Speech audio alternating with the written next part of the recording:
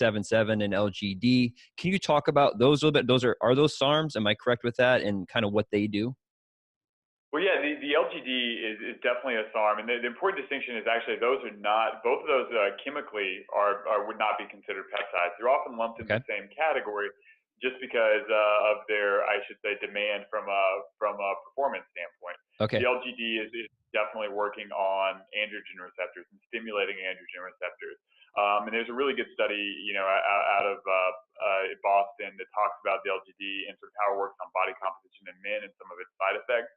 It is, again, working on those same testosterone receptors, those same DHT receptors, but it's not converting to DHT and it's not converting to estrogen. And so as a result, you don't have to worry about, things like hair loss, benign prostate hyperplasia. You don't have to worry about, gynecomastia in men. And so it's been a successful, I guess, addition, but it's probably not there in terms of replacing testosterone therapy. I would say traditionally the people who are using it as a supplementation for anabolic benefit for those people who have, pretty bad sarcopenia, for women who are afraid to go on testosterone because of hair loss or virilization, or they're just trying to help younger people achieve some clinical results whenever they're probably a little too young to decrease their natural production.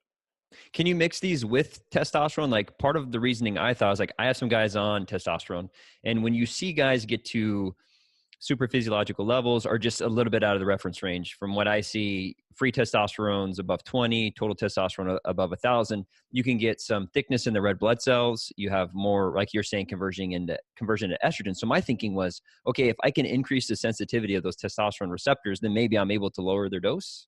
Is that? Definitely, and some people will definitely try that. The issue just goes to its lipid effects, and sometimes you have an increase in LDL cholesterol and a decrease in HDL, and obviously some people now are more worried about oxidized LDL, and so we don't have that data yet in terms of what its effect on the lipid profile is. But because of that effect, we actually recommend short courses. So usually, we recommend either 3 weeks, like the Boston trial, or 4 weeks, going a little bit above that, and then taking a break and sort of helping use that break time to normalize. Okay. And on the other end of that, you have the MK-677. This one got really popular. I think Joakim Noah got in trouble for taking this one. Or there's a couple of athletes.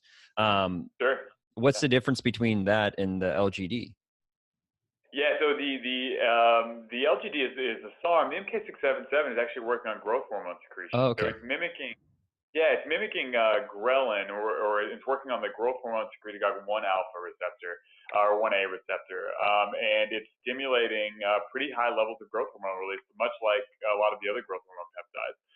The issue with that one, though, is it's orally bioavailable, and the IGF-1 rise is pretty predictable. On average, it tends to be around a 50% increase in IGF-1, and as a result, it's pretty good. The reason that I would say it's not as popular as other forms are because over the course of time, you actually don't see much of a fat loss benefit. You actually see an increase in lean muscle mass, but adipose tissues tends to stay the same. And most people who are looking for growth hormone optimization tend to want, increase lean muscle mass and decrease fat mass. So some of the other growth hormone options are probably used a little bit more frequently, but this one has the advantage of being oral, which again, the others do not. Okay, that makes sense. So, and the old school and everything's kind of moving forward. Like the Samorelin was the real popular one, and now we have Amplamorelin and CJ 1295.